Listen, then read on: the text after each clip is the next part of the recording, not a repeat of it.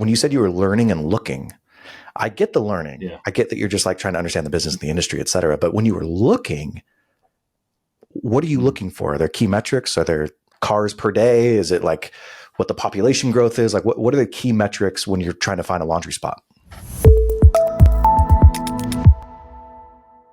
All right, guys, welcome back to Nikonomics. I just finished this episode and I am jacked right now. I talked to Tyler Purcell. He's the founder of The Laundry Spot. He's also the COO of Kipling Wealth Advisors. And he goes through everything that you'd ever want to know about a laundromat. You want to start a laundromat? You need to watch this episode because he gives a masterclass. Don't go to business school. Don't pay some guru for their course. Watch or listen to this episode and you will know everything you need to know about opening up a laundromat. All right. This is my shameless plug. If you like this episode, please give it a like. Please subscribe. That's the gentleman's agreement between us. I make this content for free. You like and subscribe to give me my dopamine hit for the day. But with that, let's jump into the show. Enjoy. Welcome to Nikonomics. Tyler Purcell is with me today. Tyler, I've been stoked to have you because you run, in my opinion, the quintessential small business, sweaty business. It's like you run laundromats. And it's the business that Cody Sanchez got really famous for, which is like anybody can buy a laundromat. All you have to do is X, Y, and Z. And then she's blown up. And I've talked to so many people over the years who have just been fascinated. They're like, oh, that's going to be my first business. Why do you think that it started? And why do you think there's still a healthy fascination with laundromats? Yeah, I think it's an essential service. People always talk about recession-proof businesses, and laundry is one, right? Like you have to wash your clothes. So I think that's a big reason why. Yeah, yeah. How often is another choice. But so, yeah, I think that's a big reason. Another big reason, a lot of gurus talk about passive, right? Like I hate that word. You know, a lot of businesses aren't very passive in the beginning, but you can build them there. And I think we've gotten to a spot where it's, passive. So I think that's another big reason. Do you think of it as passive at this point? I would call it semi-passive with our structure and how we have it built out. I think it's about as passive as it can get. Myself and my partners, we're focused on the big vision, the growth, the next move where it's running itself day to day. Our GM is a rock star. Our assistant GMs are great. Talk to me really quickly. How did you get into the business? What drew you to it? My father-in-law. So awesome. Back when I was dating my wife, I knew her father had a laundromat. And fast forward a few years, we get married. He approaches us. He's like, hey, I think I got a good thing going. This laundromat business seems to be cool. It's making good money. Would you guys want to join me and open up more stores? And I think I was 28 at the time. I'm a finance guy.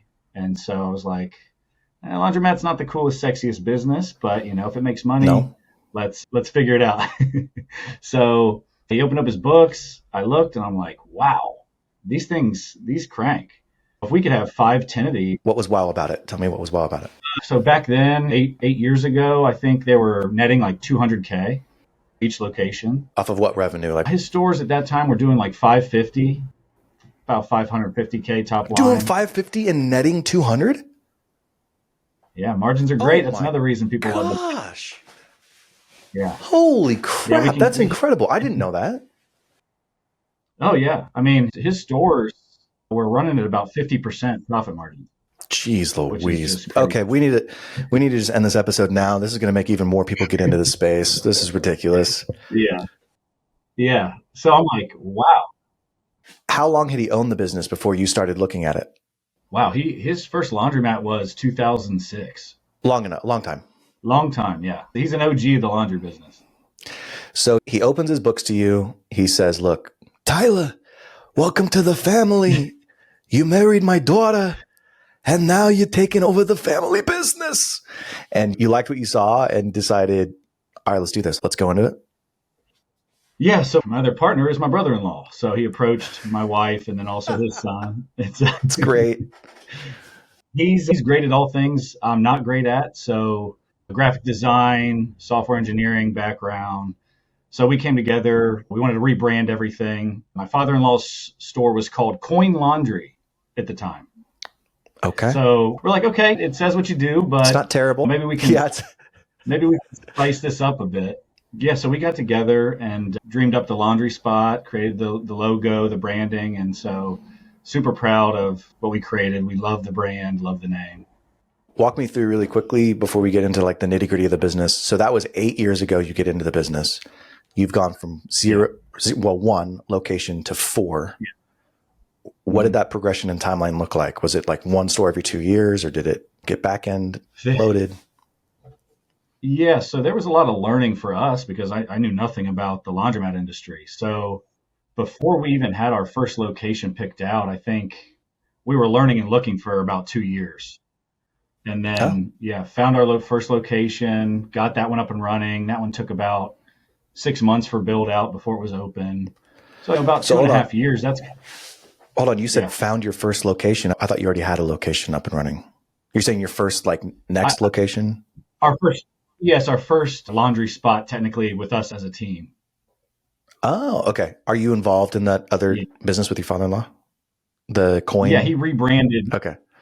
Yeah, he rebranded his store Laundry Spot. So all of our stores are now under the Laundry Spot name. I have to tell you this quick story. I used to watch Shark Tank, and there's one of my favorite videos of this guy, and he's like pitching to the sharks, and they're grilling him, and they're like, well, how can you find such good manufacturing costs? And he says, well, my wife's father-in-law actually owns a manufacturing facility in Romania. And the sharks are like, your wife's father-in-law? You mean your dad? And he's like, yes, sir. That's correct. This is so funny. Oh, I don't know. That's not the same as what you're. Awesome. That's not the same as what you're explaining, but it's family ties and it's incestuous. Okay, walk me through that process. When you said you were learning and looking, I get the learning. Yeah. I get that you're just like trying to understand the business and the industry, et cetera. But when you were looking, what are you looking for? Are there key metrics? Are there cars per day? Is it like what the population growth is? Like what are the key metrics when you're trying to find a laundry spot? Yeah, so I'll actually rewind a bit because I get this question a lot. Why do you choose to build from the ground up or build from a white box instead of buying laundromats? And we started by looking at a pack of 4 laundromats to buy. So as we were doing that due diligence and everything, digging into the weeds, going to all these stores, we realized why would we buy these old laundromats? The infrastructure is usually poor. Utilities need to be ripped out and updated, bigger water lines, bigger gas lines. Layouts are poor. We were going to need to replace the equipment anyway. You're going to have to put money into it anyways. Why not do a new build? Yeah, we're like, why not go across the street from this laundromat? Why pay them customers when we could just be right across the street from them and take them anyways? So we kind of shifted our view to that. So you already know it's a good location because there's a laundromat there. And on top of that, if a crappy laundromat is able to be there and be there for a long period of time, then there must be enough demand to support a new, nice laundromat coming in. Is that kind of like the way you're thinking about it with your thesis?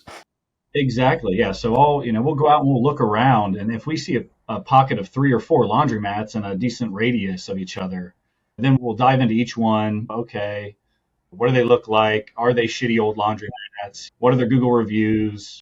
We're going to get back to the show in 1 minute, but I just wanted to tell you about today's sponsor, which is me. Oh, it's me. I'm sponsoring the show. Yeah, because I'm doing this for free. Do me a favor, like and subscribe right there, right at the bottom. Yep, it's right there. Yep. Awesome. Thank you. What are their Google reviews? We'll go to each store and even do a load of laundry in there to just get the experience and see what would customers want better than what's being offered. If you saw 2 areas, they each had the same concentration of laundromats within, let's say, a 5-mile radius. But the 3 in the one are all new laundromats, and the 3 in the other are all old, crappy laundromats. Are you going to go invest in the crappy laundromat competitors, or are you like, oh, there's more demand over here, they've been building new ones, we should go? Like which of those 2 paths do you usually follow? No, we'll go after what we call them zombie mats. So laundromats that opened 20 years ago, and basically they eat themselves till they're just a shell of their former self. So they've gotten the nickname zombie mats. I love that. Is that an industry nickname, or did you give them that nickname? I did not create that. That is kind of like an industry nickname, stores like that. So yeah, we look for those, right? Like if there's 2 or 3 brand new stores, it's almost, yes, we'd be the best one, but how we operate, like we need the whole market share for the numbers we want to have. So we want to go in where that pocket of 3 or 4 zombie mats is and take out all 3 or 4 of them, which we will over time. So over the course of our 4 stores, we've put out 11 other laundromats. Like literally put them out, or they're just like they've shuttered their stores and they're out of business? Yeah, they're completely out of business. You greedy-hearted capitalist. How dare you? Oh my God. No rinse and repeat for those guys. It sounds bad. Part of me it cringes when I say it, but hey, if you're going to be in your community and not offer a better product. They've extracted all the value over the years and they haven't reinvested. I get it. That makes total sense. Exactly. What kinds of ratio and demographics do you look at? Do you look at like stores per person? Do you look at stores per person in between the ages of 20 and 50? Do you look at age and income? Like what are sort of your key metrics that you look at as you're evaluating? Yeah, so really in the laundromat industry, when you're talking about self-serve, customers who walk in, put quarters or pay at the machine, do their own laundry, you really want to dial it in within a mile radius of your store. That's going to be your main demographic. And we're looking at certain income levels, below a certain income level, the percentage of renters, education. We're looking at a few different things that line up with our past models and our past stores. Okay. Do you have a pretty plug and play model at this point? Are you like, yeah, we know whether or not it's going to work within 5 minutes of due diligence? Yeah. So to kind of prove that, each store that we've opened has done better than the previous one. That's awesome, man. Along the way, we've just learned how to get better. And then now, we have a rubber stamp. Do you own the real estate or do you lease all your stores? Yeah, we own 3 of the 4 buildings and then we lease our other location. All right. So you walked me through some of the economics of it. Is it 40, 50% net margin? Is that normal? Yeah. Yeah. For the industry, if you're running a good store, like 40% is not out of the question. I love that little smirk. He's just like, if you can't, those of you who can't see him, I asked him before I even finished, he was already smirking. That's amazing. Yeah. X is full of home services businesses, right? And then you get into the numbers of those and you see, okay, 10% bottom line, 15% bottom line, like 20% if the thing is firing on all cylinders. And us lowly laundromat. Well, they're selling a service and it has to be done by people, and people are expensive and hard to manage. And anyways, that is fascinating. So how do you find customers? Yeah, so we do a big push before we even open a store. So I've posted a few things, but I'll give you kind of how we go about a new opening, a grand opening. So one big thing we did new this time is we had a red carpet VIP event for business owners, city council members, media at our store. We had a saxophone player, we had catered food, a bartender, and a laundromat. Yeah, that's awesome, man. That's awesome. So we're like, what can we do that's just, people are going to be like, what? Excuse me? And they're going to be intrigued. And that's what we word came of mouth. With. That's awesome. Yeah, the word of mouth.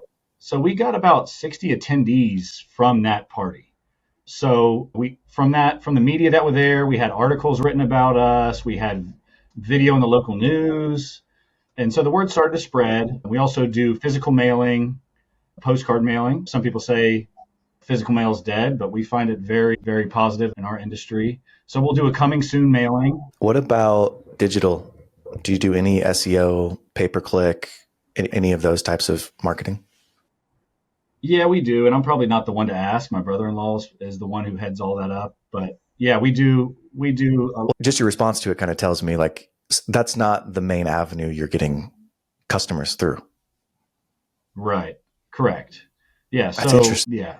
So it is a little different business model. I mean, it is somewhat of a build it and they will come. So we did that VIP event. We get the postcards out, the physical mail. We do our research on what areas where we think our ideal customers living, send those out. We do digital ads, Google ads, Facebook. We couple that with a double grand opening weekend free laundry. So we do a Saturday and Sunday, 2 weekends in a row, completely free wash and dry. And it's just madness. I mean, complete madness, chaos. And that's what we like because the buzz just explodes. Yeah. Bring as much clothing as you want, wash as much as you want. And one, it's great for the community. One, everybody's telling their friends. Do you have something you need to wash? Your bed sheets, your old curtains, whatever, just bring it. And so we run those 2 weekends, and that's like all the marketing we need. I mean, it is just amazing how many customers we get in the door from that. So I'm hearing you talk. It's got great margins. It's a build it and they will come model. You're not necessarily competing against the most sophisticated incumbents in the industry because you have these zombie stores. Why the freak are you only at 4 stores? You've been doing this 8 years. Like, it just seems like it's a printing money machine that you just like, you put the inputs in and the outputs come out. Like, you know what I mean? Like, why are you only at 4 stores? My answer to that question is I have the other best job in the world, and it's financial planning. So that is my career. That's what I love. It's a phenomenal job. I love what I do. So I don't want to give that up to jump fully into the laundromat business. It's just as good or better. So the same scenario is kind of with my partners. We all have successful day jobs. No one really wants to take that leap. So over the last 6-8 months, we've really been talking with each other. How do we grow? How do we have 20, 30, 40, 50, 100, 200 stores? And so we've been throwing some things around. Do we want investors, operators, the franchise model? So we've been looking and talking with people in the background. So there's some things. Don't get on me too much, Nick. I'm figuring it out. I won't. All right. My last question before my like rapid fire questions. If I wanted to buy a laundromat in Boise, what would I do? Like, just walk me through the process. Do I go to Biz Buy Sell and look for one for sale, or should I just go and look at where the current ones are? All right, go. I'd do a Google search your laundromats in your area, find a pocket of 2, 3, 4, then you're an Excel spreadsheet guy, create a spreadsheet on every single one of them, go to each one. When you say pockets, you mean like within a mile radius, or like what's the radius I'm looking at? What are pockets? I would say within 3 miles. If you can find a couple within 3 miles, 2, 3, 4 within 3 miles of each other, that's going to be a darn good market for laundry. Go to each one, get their equipment, their sizes, how big you think it is, their pricing. Do they offer other services? Do they offer wash, dry, fold? Do they offer pickup and delivery? Do they offer commercial laundry? Do they have vending? Do they do dry cleaning? And build out your competitor spreadsheet. And then once you have that, then start looking for real estate in that area. Pick out 3 or 4 locations that you think might be good, then run the demographics on those specific locations within a mile. You run the demographics after you find the space? Well, after we find a couple spaces to whittle it down. We already know the general area where it's going to be successful. Now we want to find the perfect spot. You're going even tighter. You're going like a 3-mile radius of demographics. That's what you're saying? 1 mile radius. Son of a holy crap. Really? Yeah. Yes. Yeah, we go out to 3 miles just to see what that extended market is like, but the money's made within a mile. I think there was a poll out not too long ago of laundromat owners, and they said the average customer doesn't drive more than like 12 minutes to a laundromat. Like it needs to be close. Dude, okay. I mean, it blows my mind, but it also makes sense, which is really interesting. Okay, so then run the 1 mile demographics. What am I looking for in the 1 mile demographics? You're looking for highest percentage of renters, so older apartment complexes that may or may not have in-unit washer dryer. Their capacity may be poor. You're looking at older homes, older single-family homes, low property values. You're looking at income levels. In our area, we have a certain number. So this is Cincinnati, Ohio. It's going to vary wherever you're at. But, for example, we're looking for average incomes under $50,000 in our 1 mile radius. Are all your stores close to you? Like, could you drive to them all within an hour? All 4 of our stores are within 20 minutes. Oh, okay. So you stayed in a geographic area that you know well and that you can get to really quickly. Yeah. Not that I need to get there. I only go to the store probably once a month. When you look at people like me who are like, oh, I have some money, I could start a laundromat. What do you say to them? Are you like, don't do it? Or are you like, yeah, man, you should. If you can afford to do the things that I just said, you should. Like, where do you fall on that spectrum? Absolutely. I tell everybody they should look into it, and I tell them to give me a ring. I'm happy to help. All right. Happy to I love help that answer. run through things. People come to me and say, hey, there's this laundromat for sale. I'll help them evaluate it if that's the right choice for them. But absolutely, Laundromat Business is amazing. Not only is the business good, we are going into communities where great brands are pulling out, right? But we're coming into these communities. We're giving these communities a dignified place to do their laundry. They're used to possibly a roach-infested, dirty old laundromat. So one cool thing about this business is we feel like we're part of the community. We're helping these people, and they do appreciate it. That's awesome, The Tyler. stories from our free laundry weekends.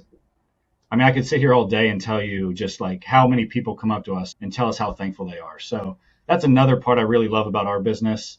We're not mining these communities for their money and then ditching out on them. We work with a lot of nonprofits. We do a lot of things for the community to give back. The way I would lean right now is like, I'm not going to buy a laundromat. How much money, though, would it take for me to get up and running? Yeah, so if you were to do our average size store, which is about 4,000 square feet, it's probably going to cost somewhere around 1.5 million, all in, build out, equipment, everything. And so that 1.5 million produces what in revenue? Like as you're doing your pro forma, obviously year one's not going to be what year three is, but like what you're hoping it to be in year three, let's say. Year three, we'd hope to be 750 to 1 million on a new store top line. So right now, if you just looked across our 4 stores, our newest store's only been open for a year and a half. But currently, if we looked at last year's financials, we did a little over 3 million, almost 3.1 million total revenue, and just over a million net. So, and mainly that new store is the one dragging that net down because the upfront costs, getting it up and going, stores mature around that 2 to 3 year period.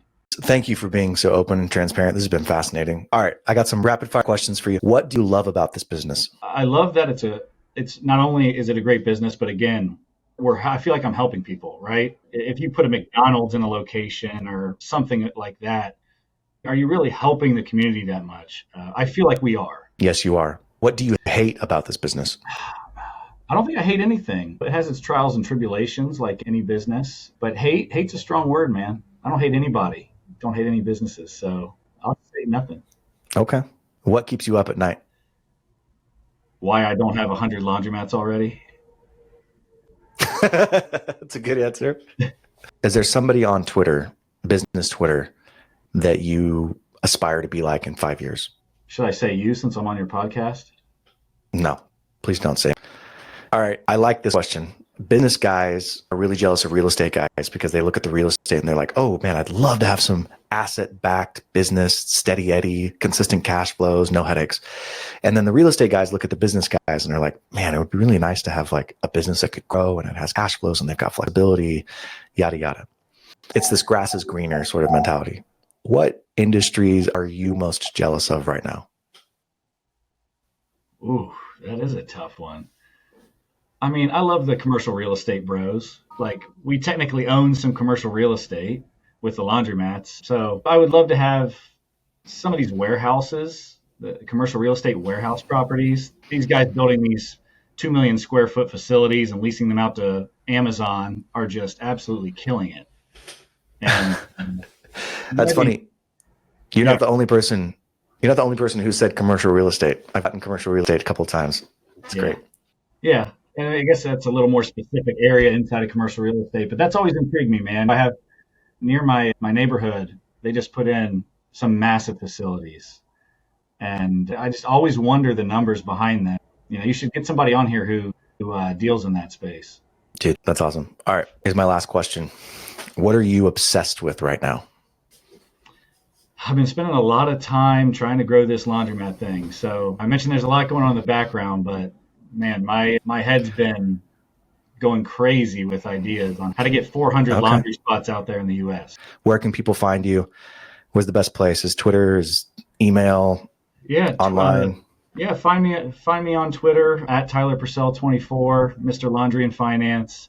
I don't talk a lot about the financial planning side of things, but I love that side of the biz as well. just find that Twitter likes laundromat more than they like RIAs. So, All right, Tyler, this was awesome, man. Thank you so much for joining me. Have a thanks, good one. Nick. Had a blast, man. See ya.